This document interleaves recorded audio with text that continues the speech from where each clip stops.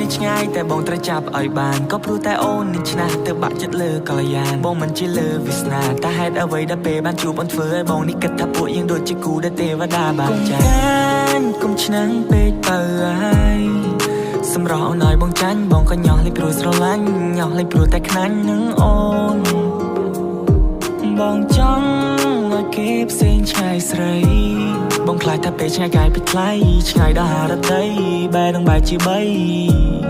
ហើយក៏បងត្រូវសោកទោះបីអូនឆ្នះបន្តិច and that the way she flex ហើយពេលដែលអូននឹងខឹងបែរដូងមក try to fix and that the way you are អូនខុសពីគេទៅលើសម្រស់ហើយថែមទាំងចរិយា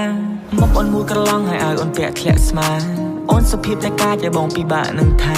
អូនស្អាតជាងគេទាំងអស់នារីនៅឋានកណ្ដាលឬមិនមែនកូនមនុស្សជាកូនទេវតាបងចង់តែនាំអូនចេញពីគេ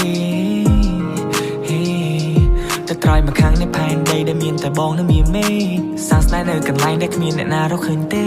ឈ្មោះអញ្ចឹងនៅក្នុងបេះដូងมึงដូចជាពេជ្របងខ្លាចថាលែងមានថ្ងៃរះហើយមានតែថ្ងៃលេខបងខ្លាចថាមានរឿងកើតឡើងធ្វើឲ្យបេះដូងជាងក្រិចបងខ្លាចថាពេលវេលាមើលថែអូនអស់កតាបប្រកិច្ចផ្កាយនៅឆ្ងាយតែបងត្រូវចាប់ឲ្យបានក៏ព្រោះតែអូននឹងឆ្នះទៅបាក់ចិត្តលើកល្យានបងមិនជាលើវាសនាតែហេតុអ្វីដល់ពេលបានជួបអូនធ្វើឲ្យបងនេះគិតថាពួកយើងដូចជាគូដែលទេវតាបានចែកកុំឆ្នាំងពេកទៅហើយសម្រស់អូនឲ្យបងចាញ់បងក៏ញោះលេងព្រោះស្រឡាញ់ញោះលេងព្រោះតែខ្នាញ់នឹងអូនបងចង់ឲ្យគេផ្សេងឆ្ងាយស្រីបងខ្លាចថាពេលឆ្ងាយកាយពីថ្លៃឆ្ងាយដល់ហារតីបែរនឹងបែរជាបីហើយក៏បងត្រូវសោកកុំឆ្នាំងពេកទៅហើយ